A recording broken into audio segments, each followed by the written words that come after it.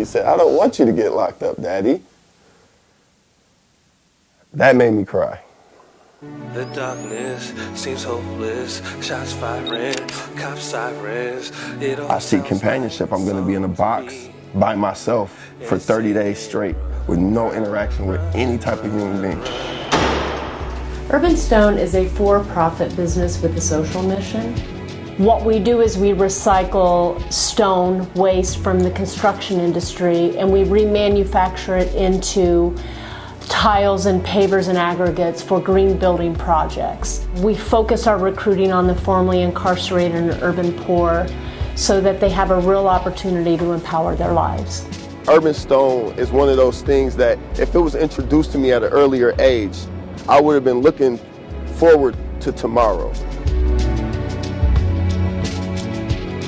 The fact that we're able to help people and help the environment at the same time, it's like a dream. All the employees get they'll own 24% of the company. The model itself is just amazing, number one. But the real thing to me is the human level. Seems hopeless, shots firing. And empowering people to be partners is literally saying, I'm investing in you so you can invest in us, you know? And I think that's what's missing in America, you know? Cops coming, shot. When they ain't though, stashed the little dope that I had beside a sinkhole, roped off the edge of the block and said you can't go past the corner. Someone got shot on the 8th floor. If you was a dope boy in these streets, it's no escape for you, my nig. What the drug you gonna do, my nig? Without the drug flow, it ain't no money flow. My mother was addicted to crack. I started selling drugs when I was 13 years old. So in some communities, of course, there is no opportunities but crime. You know, and that is lack of empowerment. That is because there is no industries, there is no manufacturing. At one time, urban communities was full of that, right? That's where urban communities came from, literally to stock and warehouse the people who ran the factories. I love that storytelling is a component of this, and the work that I do and we do, a lot of what we do is about debunking stereotypes that people have. Yeah. When most people look at me, they would never think that such adversity would have affected my family.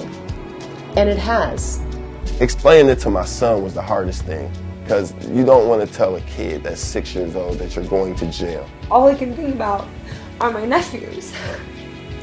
And you don't know what could happen to you there.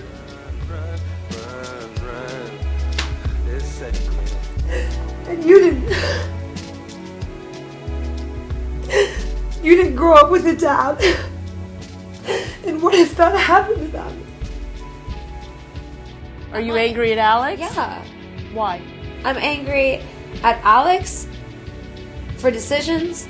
I'm angry at the people who brought him up, who did not treat him the way a child should have been treated. Part of what will be a part of this model and has to be a part of this model is overcoming the trauma that people experience, and part of it is empowerment.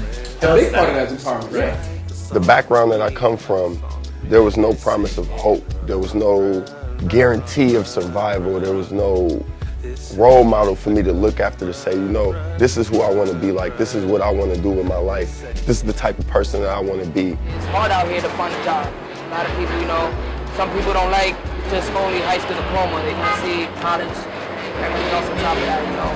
My resume right now is not that good right now. But then you start to see examples of people, you know, revitalizing their own neighborhoods when they have the opportunity. Exactly. Working hard when they have the opportunity. And that is the difference of empowerment.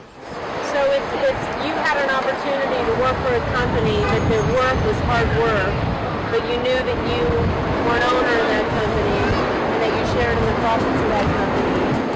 Would you be excited about that job? Yes, I would love to have that job. I would really love to have that job. I pray to have a job like that right now, you know?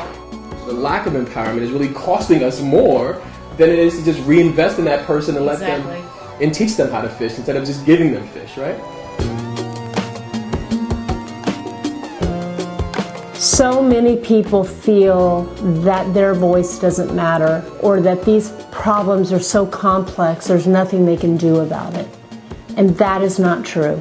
The way that you can help is by supporting this campaign. One pledge makes all the difference in the world. Surprise, still alive, not the only one. Said the way you're living is a damn shame. Need someone to carry on the family name. Remember, boy, you know your mama's on the son. Yeah, the war on drugs is not a real war on drugs. The war on drugs is a real war on thugs. It's a war on my brother.